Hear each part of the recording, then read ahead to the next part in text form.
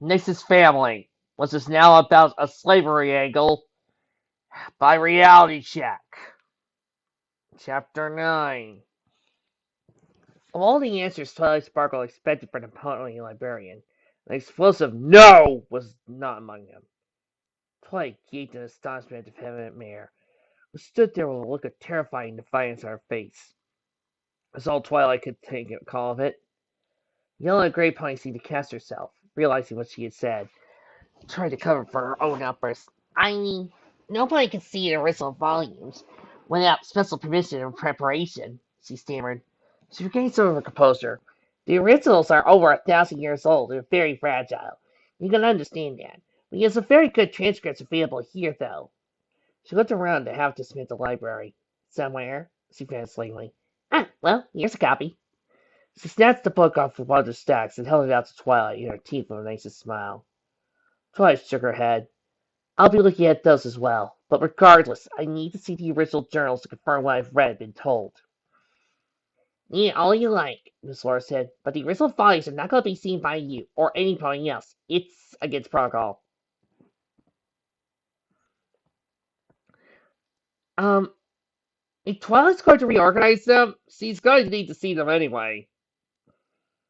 Twilight was naive about many things, but even she could see the obvious, that this mayor absolutely positively did not want any stranger like her seeing those journals. She could understand reluctance. She worked around the Camelot Library long enough to know how cross-party archivists were about ponies messing around with original volumes and manuscripts. But this was beyond simple caution and fussiness. This was outright fear.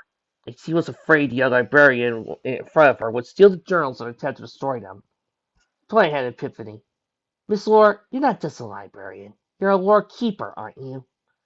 It was a statement, not a question. There wasn't any real professional term for it. It was just something the ponies did, without even calling it by name. She encountered a few. Every community older than a few years had one. There were families in Camelot who had lore keepers of their own, deciding to keep the history of their family and name intact and preserved. Granny Smith could be regarded as one of the Forty Apples. Regardless of how big or small their job was, they all had something in common. There was somebody who could push heaven and earth out of the way by sheer force of will, just to protect the remains of the past. Princess Laura hesitated, denied. I guess that was your job even before King Sombra came to power, am I right? Twilight said, somebody put you in charge of preserving the archives and historical documents of Crystal Ponies? The Yellow Pony nodded again.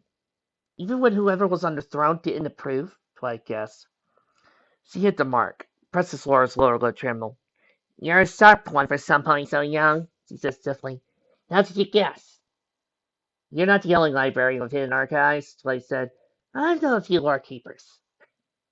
Princess Laura sighed sadly. You're right. It's a job that's been passed down from pony to pony since the first days of the Crystal Empire, she said. We've been doing it since before the Empire was even a decent-sized kingdom. I protected our heritage, though, even to the worst of King Sombra's reign. Her eyes grew dim. Then the curse happened. Sombra erased our memory. I forgot. Forgot all about my job. She looked away ashamed. Supposed to protect our heritage from harm, from conquerors, from invaders, even the throne, and I forgot about it. She looked at Twilight, slightly beseeching. Lore, Twilight said gently, I have to see those books. I swear to you I'm not going to try to take them, or harm them in any way. But if half of what I've been told is true, then this will change. It will change everything. For crystal ponies, for earth ponies, for every pony, for the whole world. But the only way to prove what I suspect is to do the research. And to do that, I have to see those journals first. Wouldn't this also be a better plot for Applejack? The, the, just saying. I mean, are you sure that the ponies of the world aren't going to look at this and think, just another unicorn taking over our business? Flint posted his word on Princess Laura's face. She seemed to sag in defeat. So be it, she said. It's not like anything but an open secret anymore. Everybody and their uncle knows we hid the most important relics here during Sombra's reign. She went to Twilight. Please, just promise me you won't let anything happen to them. Cross my heart and hope to fly. Stick a cupcake in my eye. Twilight's voice peered out as Dolores Dunplus looked. It's a pinky promise, Twilight explained. Something from my hometown in Ponyville, and never mind. I Suppose that'll do, Princess Laura said, raising her eyebrow at the odd gestures of unicorns. I don't care how you promise, so long as it's a promise you don't break. Twilight chuckled. Believe me, not even Princess Cadence would break a pinky promise, she said. Do you want me to, I don't know, wear a blindfold or something? Not much point in that, Princess Laura said. Twilight frowned. Why not? Because it so happens you're standing on the trap door, Princess Laura said, pointing at Twilight's hooves. Oh! Twilight shuffled to one side. Princess Laura scanned all around them, making sure no pony was nearby before carefully tapping on several tiles on the floor. Only with the faintest of sounds, a 5-foot square panel dropped down and slid aside, revealing a dimly lit descending staircase. The green mare quickly descended, Twilight close behind, ears pricked with curiosity. The door slid silently behind her. The staircase curved down to solid stone, lit every few yards by clusters of glowing crystal ball in the corner between the wall and ceiling. It opened in two? Well, it wasn't certainly Twilight was expecting. A lifetime experience in Caroline and Ponyville had her expecting some dark, stony vaulted chamber lit with flickering torches rife with Gothic trimmings. Instead, it was a small rectangular room, not much larger than the first floor of the Ponyville Library. Dry and cool, meticulously dust-free, with decent lighting and filled with sturdy, no-nonsense cells. The cells were stacked with volumes, mostly books and scrolls, and those sealed in translucent containers. Twilight couldn't help but rubberneck as they passed by along the cells. For a nation countless of centuries old, this collection was disturbingly small, but great care had obviously been put in preserving and storing each and every item. Princess Laura walked past all the shelves and led Twilight to a long, low table at the back of the room. Sat on the table were what looked like 3 or 4 clouded blocks of crystal, about a foot on each side, only slightly less tall. It wasn't until Twilight stepped closer she saw that the blocks were actually stacks of crystal seats, now twice as thick as a window pane, with ancient-looking sheets of paper suspended inside. Encased in shattered crystal, Laura said proudly. These journals were already ancient when we got them. It was the best way to preserve them, one page at a time, protected from moisture, fire, cold, air. The crystal even protects the pages from bright light. Hard to believe any bright light could get down in a dungeon, but there you go. We've already made hoof-rated copies and made photographic ones this year, but even these pages would be safely preserved for centuries yet. Oh, Twilight got her host, you must teach the Caroline Archives this technique. She sat down and started to reach for the first preserved stack, then paused. With your permission. Laura seemed to realize this. She gave an awkward smile and nodded. There's a crystal clean cost in that box. Just be sure to let your hoof prints. Oh, right. She finished as the first person she floated over to Twilight. Unicorn, I forgot. Telekinesis is a great spell. Twilight didn't hear her. She already began to read. Cookie has made some progress in his. Sorry. It's just that every time I read this, I feel a little ew. I'm kind of sick about this. Like, the writers are scared to have a male leader and they gotta change it. Clover is the most enthusiastic. Pansy has, oh my god, you mean the woman is actually doing something in this story? Few notes on Payside magic. More often, poor thing, she acts as a test subject. They have quite a collaboration going, I think. Despite their differences, they are close to a unified thermophysical theorem for all 3 branches of ponycraft. But time passes and duty calls. They are destined to be right-hoof ponies for their respective rulers. Smart Cookie to blank. I wish they could stay at the Tri-House Collection forever. Forget their differences.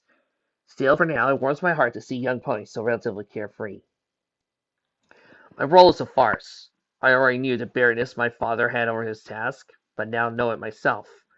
I am no representative of the Earth ponies, but merely the figurehead, to be chastised and upbraided for not wringing more work or more taxes out of my people. Our only reward for meeting our goals is to be given a higher one for the next year. The excuse is always the same. We need more taxes to pay for all the charity and hard work we do as our rulers. Hard charity and hard work by marked flank. The most work they do each day is finding a cushion to sit on and raise the sun and moon. The idea of their charity is to feed the sparrows by passing birdseed through their own greedy gullets first. Ew. Another round of demands for Princess Platinum for more crops to pay for our fair share of taxes. Several more ponies are arrested by her guards and jailed for failure to pay. Fat, spoiled food. How does he expect us to pay her exemplary taxes when nothing grows? How does he expect us to grow anything once he throws our farmers into prison? Even the rock farmers cannot produce tools for our overworked land in the ever longer winters. Yet the name of her father demands he's more. Conflict with Pegasus cities. The Pegasus are claiming that the unicorns are not dividing the spoils fairly. Retaliation, they've begun kidnapping Earth ponies to work as slaves in their fields. In their fields. In the fucking clouds! In their fields! In the clouds!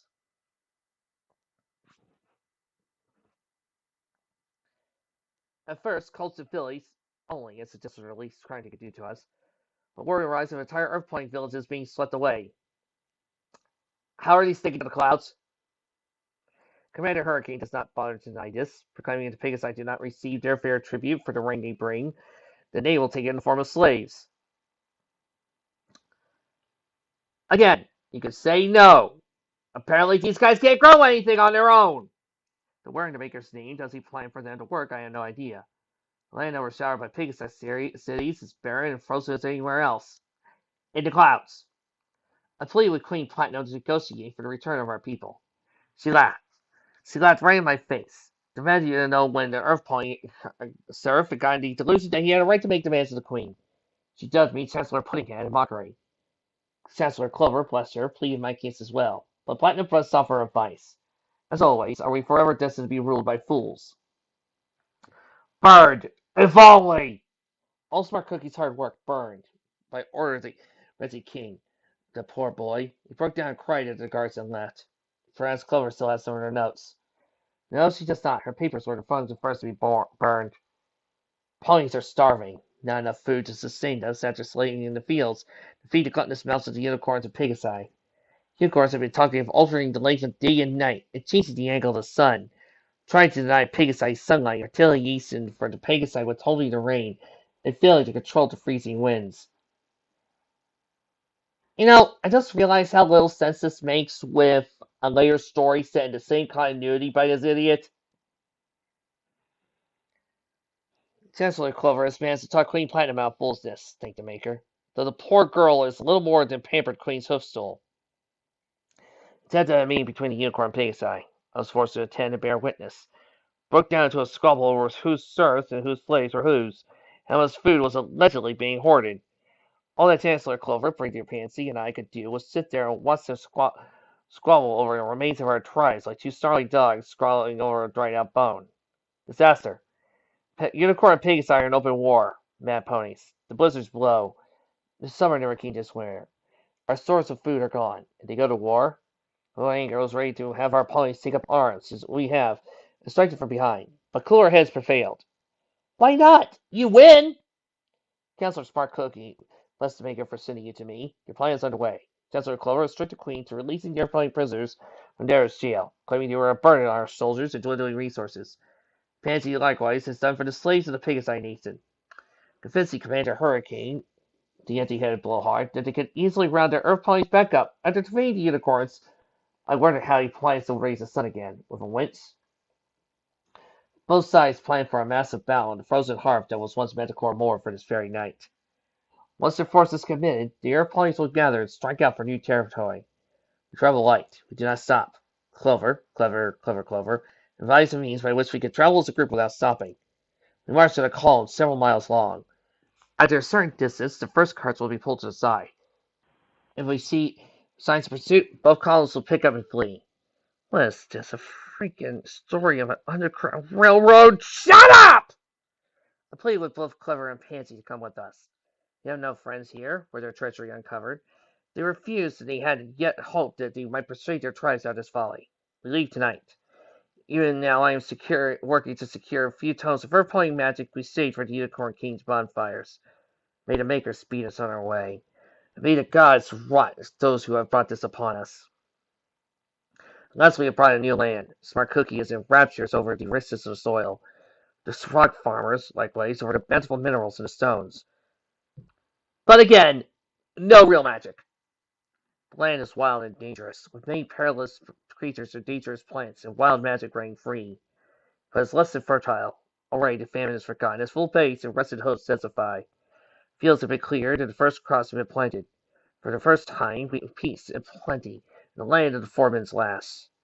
We have voted to name this land Everfree. Really?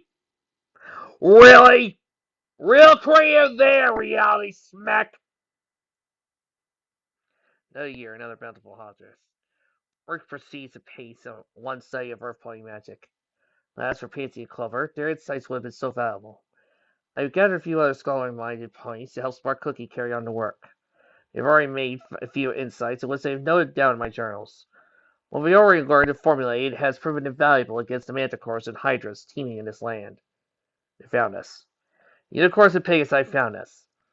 Seized at their bare war of attrition in the middle of the blasted ruins of our old homeland, finally whittled down their numbers and forced them to flee.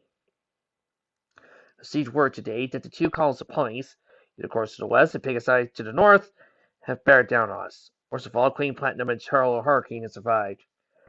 I cannot describe the rage I felt when I got word that those two miserable, wretched creatures have survived their own pointless war. So, question. If you hated them,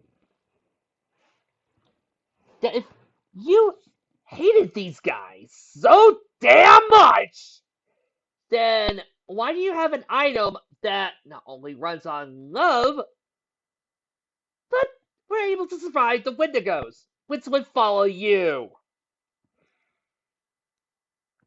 You know, it's press. It's right when I got word there. Those two miserable, wretched creatures survived their own pointless war. They destroyed what was left of our ruined land, and now come to steal what we have made, and put our foes in chains once more. No, never again. They'll learn to regret that the Earth ponies are more than prepared for them. Fear to see what come. I have had our ponies prepared accordingly. There's not a pony in the Everfree without sword, shield, and crossbow. There's not a settlement without arborist, cowboy, and tree bucket. Air cavalry? We have an air cavalry of our own now. Hot air balloons bristling with archers. Oh god, I do hope those things go through the clouds. Likewise, our earth mages have prepared. The unicorns will have to shock their lives when they see what lovely peasant earth magic can do when focused to stone and crystal. In 2 short years, we have a massive force more than we reckon with, as our enemies should soon learn. I cannot forgive them. The fate of us all hinges on that, and I cannot. We clashed on the land and the air, as foreseen. Their shock of our resistance was written plain in their faces, even though she smote them out of the sky, and snuffed their spells of boring. They were on the rag then, and we were fresh to the fight. The battle itself lasted more than an hour, but terrible loss on all three sides. Then the Wendigos caught up with them. Wow, never had any idea that would happen. It was the Wendigos all along. No duh, jackass! Not so smart, are ya? Oh, look at how supremely powerful we are. Oh, look at how smart we are. Oh, we may have been slaves, but we're smart and strong. We couldn't figure out that an ancient evil was attacking. Those evil creatures, translucent as air, had fed our hate and warmth and our pain, forcing themselves even as they fanned the icy embers of our rays. When we Earth ponies had fled, we had been too filled with fear for them to feed.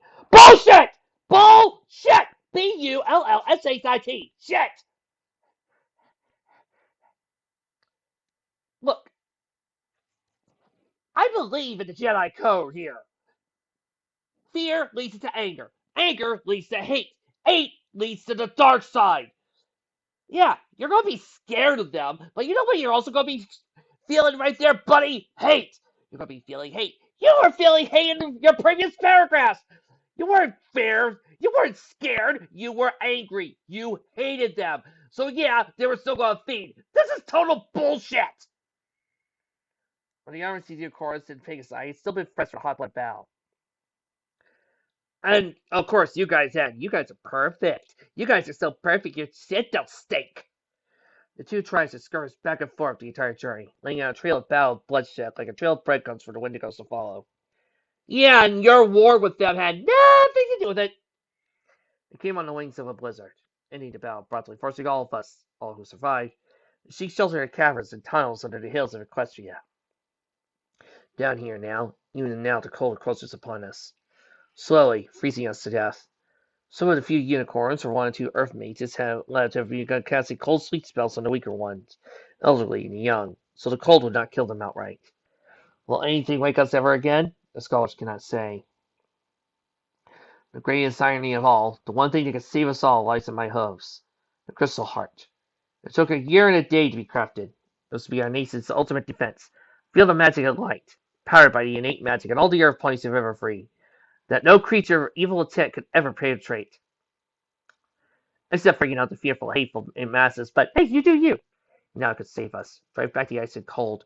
Drive away the Wendigos who cannot digest magic or warmth with the tail love upon it. But it takes a spark to ignite it. A spark none of us here can find, least of all myself. Forgiveness. The heart was a symbol of harmony and unity. We Earth ponies had that as a lone tribe. Now the remnants of the three tribes filled with hate are under its Jesus, and it can't work. I look across the chamber now, and I cannot forgive. I cannot forgive Queen Platinum for her folly and wastefulness, for her self-indulgence at our expense. I cannot forgive Commander Hurricane for his arrogance and callous cruelty, slave taking and warmongering. Neither of them clearly can forgive the other for the war they have both won. Our three advisors were never heated, though, are the same way. I can hear any loud, angry orders between the three of them. They will not speak or look at each other. Smart Cookie, my poor grandson, what have I done to you? Old fool, old fool. Look at the crystal heart. You spent as much time working on this as you did anything else. Not finishing your time. Your triumph might have ignited before the other tries to arrive. You prepared the war entirely. Write these last words as you prepare to cast a cold sleep on myself. I failed my tribe. I only ask that if any of you survive to read this, that they forgive me. I don't forgive you. The final page hovered in front of Twilight, unmoving. She looked up. There were several empty coffee cups and a few paper soup cups as well. Princess Laura apparently come and gone several times, and considered the unicorn was fed and watered during a marathon reading binge. It was true. It was all true. The journals were no fakes either. The writing was in ancient equestrian. The writing style, the ink color, the deterioration of the pattern of paper. A quick, massive page 8 hissing spell came back. It's only translated as "Furker older than you would believe." These follows predated Celestia Unlimited by generations easily. This turned everything she knew about equestrian on its ear. Okay, maybe not everything, but a lot of the really important stuff about it. It makes her already realizations about the ponies around her. But Twilight, being smart, had a whole bunch of questions. Twilight paused. The page is still hovering for her. She looked at the elderly pony. Princess Lore, do the crystal ponies hate unicorns and Pegasi? She asked, still not believing a word of this. Lore made a humph sound. You been talking to Roller, is that it? The pony asked. They'll take what youngsters his age say completely to heart. A lot of them make a lifestyle of being bitter about the past and believing that the hoss is out to get them. The hoss?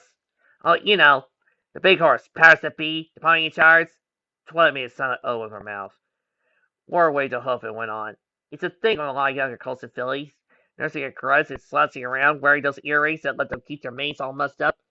Don't you have youngsters like that at Equestria? Yeah, we have a few, Twilight said.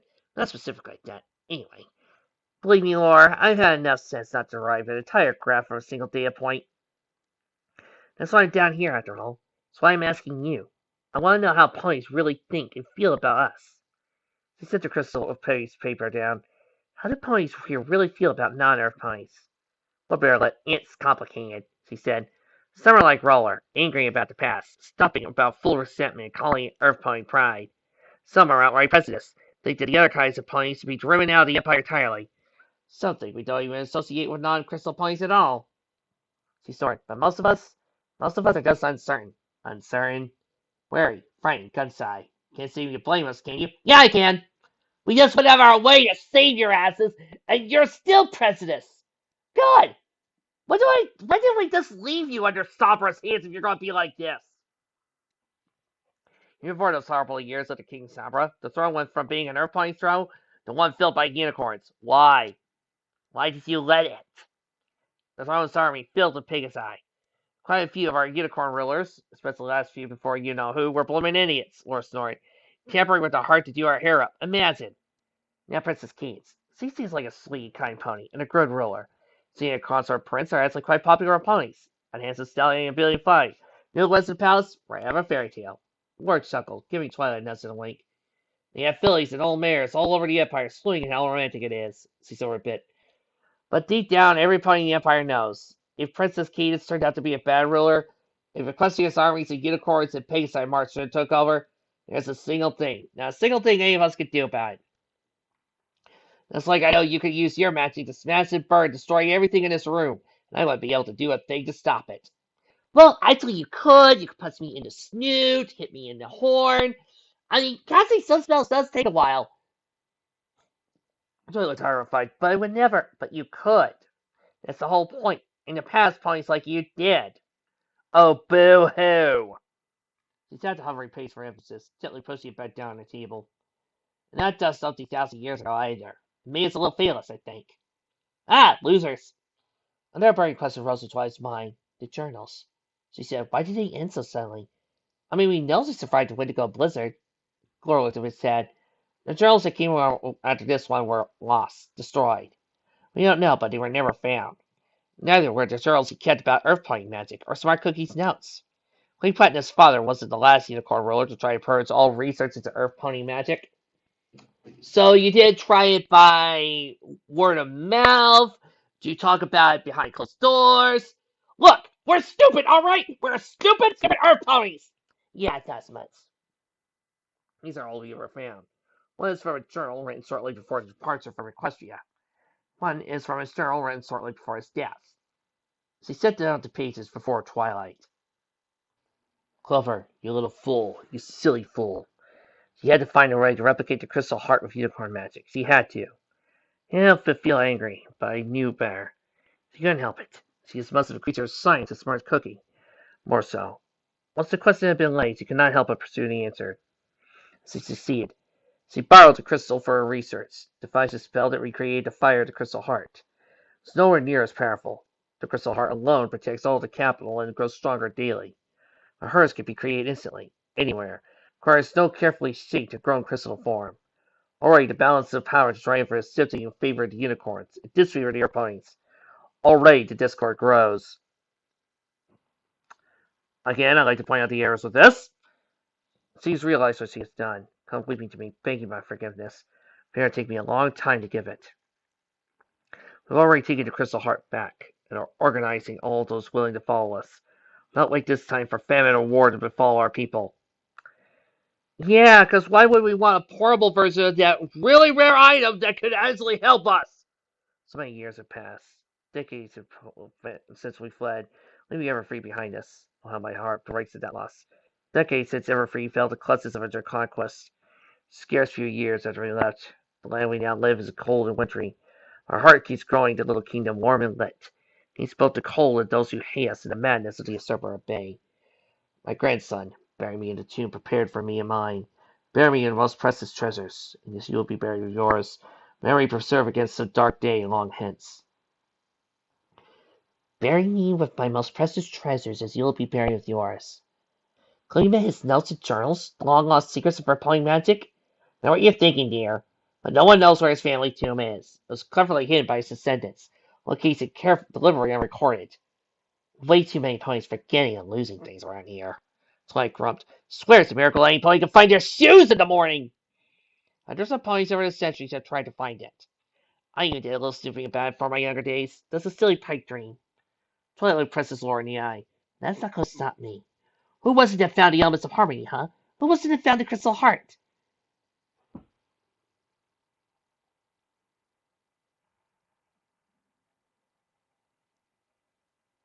And Princess Laura acts stupid. Twilight gave her his present and got her. It was me, okay? Now it's time for me to make a hat trick. Twilight sparkled. Prodigy, beautiful student Princess Celestia, buried the element of magic, and I'm going to find a bathroom. She bolted for the stairs. Right after that, CEO humbly runs out. I'm gonna fight a lawsuit with Chancellor Puddinghead. Oh, great! Maybe Nix can join in and have a fun adventure!